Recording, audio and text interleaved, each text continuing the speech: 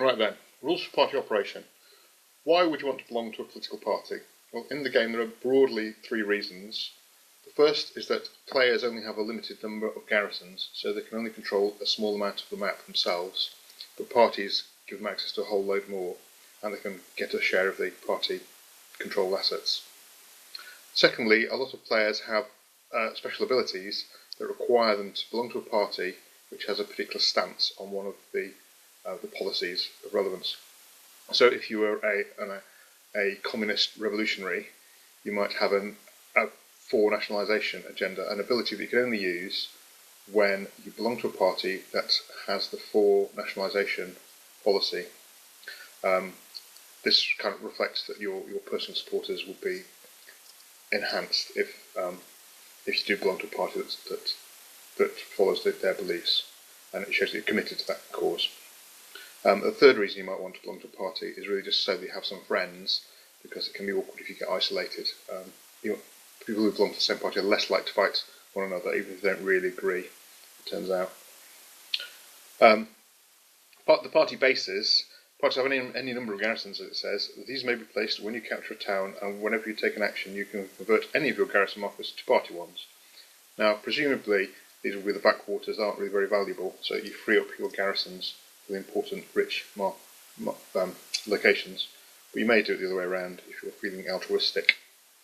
And party-controlled towns always allow other party members access, and always deny it to other people who are not party members. But you can override that if you have a base in the town. Either way, you can let people who aren't party members use the town to travel through, or you can deny access to fellow party members to please them enormously, no doubt. The next bit is about how you deal with economics, and it says if everyone agrees or the party leader is there, then you can do what you like, basically, really divvy up the income and the goods how you want. If you disagree, then which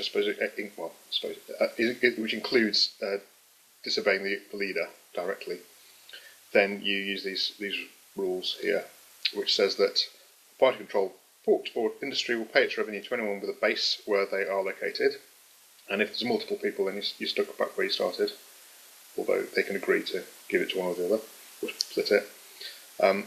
If no one has a base there, they just accumulate money, and goods will also accumulate. You can claim them yourself if you act in your turn, and you can claim any money where you can operate and move any goods there. So when it's your turn to act, at that point you can grab stuff that is near your base, and you can move and then grab stuff near your base. So you can do either before or after you move, or both if you are using the relocate base action. So that's the economic part of it. The last thing here says party garrisons may not usually be removed voluntarily, except by the subvert action, which is just to swap a base for one of yours, which will normally get you thrown out of the party. You may also return to a player if the party members on the map agree, or the leader says so. So again, if the party members all agree to do something, they can do what they like, really, in terms of operating the party. And like any other garrison, they can be removed as a result of combat. So you can't have an indestructible garrison just because it's a party garrison. These are in red because they were added after the first draft of the rules, because they were omitted originally, these comments. But they'll be black in the very final draft if there was ever one of those. Okay, so that's operating parties. Really, if you're agreeing, there's no real issue. If you fall out, then there are these rules to follow to resolve how it works. And if you fall out badly, then you probably want to leave the party, some of you, or all of you. Okay, that's that.